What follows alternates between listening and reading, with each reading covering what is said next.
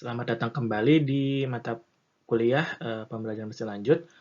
Pada pertemuan kali ini kita akan membahas mengenai representation learning, terutama saat menggunakan autoencoders dan juga generative adversarial networks atau GAN. Ini adalah outline kuliah pada pertemuan kali ini. Yang pertama kita akan membahas mengenai efficient data representation through learning. Lalu yang kedua kita akan membahas autoencoder. Lalu yang ketiga kita akan membahas mengenai generative adversarial networks atau yang biasa disebut dengan GAN. Seperti biasa ini ada acknowledgement dari pertemuan kali ini.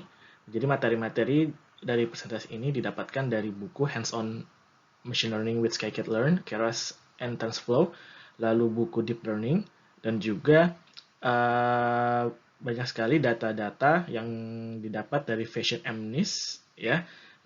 Jadi silahkan dilihat lebih untuk mendapatkan detail lebih dalam.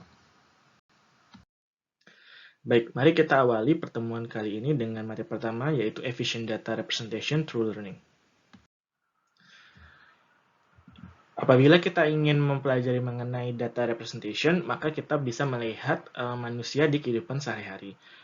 Manusia sendiri memiliki tendensi untuk lebih mudah mempelajari sesuatu yang direpresentasikan sesuai dengan persepsi manusia atau sesuai dengan peraturan tertentu. Contoh, apabila kita ingin melakukan suatu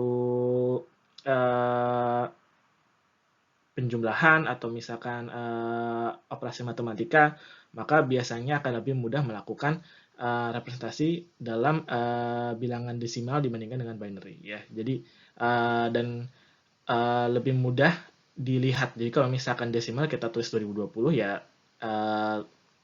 bilangannya tinggal mengikuti dari angkanya, bilangannya sesuai dengan bilangan desimal. Namun apabila diubah menjadi binary, maka pada saat yang sama kita akan sangat sulit. Oke, yang ini nilainya berapa ya? Padahal sebenarnya sama-sama bernilai 2020. Lalu berikutnya juga apabila kita ingin melihat sebuah urutan angka, ya, apabila kita ingin melihat atau mengingat urutan angka ini, maka walaupun urutan angkanya hanya 7, akan sangat sulit untuk kita ingat. Jadi kalau mayoritas orang akan sangat sulit untuk mengingat urutan angka ini. Namun apabila kita dihadapkan dengan urutan angka kedua, yaitu seperti ini, 2468 sampai 24, maka mayoritas manusia akan sangat mudah untuk menghafal. Karena apa? Karena di sini ada peraturan tertentu, yaitu hanya adalah bilangan genap dari 2 sampai 24. Jadi sesuai dengan, karena ada peraturannya, ya, jadi sangat mudah bagi manusia untuk mengingatnya.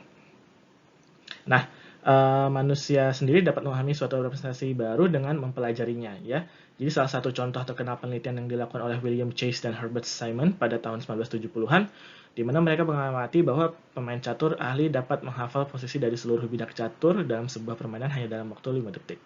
Hal-hal yang menarik yang diamati dalam penelitian ini adalah yang pertama, pemain catur ahli dapat menghafal seluruh posisi bidak-bidak catur karena pengalaman bermain catur, ya, sehingga bisa melihat pola permainan catur lebih mudah dan cepat, ya. Lalu yang kedua adalah posisi bidak catur harus dalam posisi realistic position yang dihasilkan dari sebuah permainan, bukan diletakkan secara acak atau randomly placed. Jadi apabila ingin melihat, ini adalah paper penelitiannya, ya. Nah, jadi ide yang sama sebenarnya bisa diterapkan ke komputer. Jadi layaknya manusia, terdapat representasi data yang jauh lebih mudah dan berguna bagi artificial intelligence atau AI untuk menyelesaikan suatu permasalahan yang dihadapi. Jadi representasi yang mudah bagi manusia belum tentu representasi yang mudah bagi komputer ataupun AI. Jadi di sini autoencoder dan generative adversarial network atau GAN adalah dua buah arsitektur artificial neural network atau ANN, ya, yang dapat mempelajari dan membentuk representasi data tanpa adanya label dari training data atau unlabeled data. Jadi autoencoder dan generative adversarial network atau GAN adalah dua networks yang biasa digunakan untuk merubah representasi yang biasa dilihat oleh manusia menjadi representasi yang mudah dipahami oleh dan dilakukan modifikasi, ya, tentunya oleh komputer dan artificial neural network.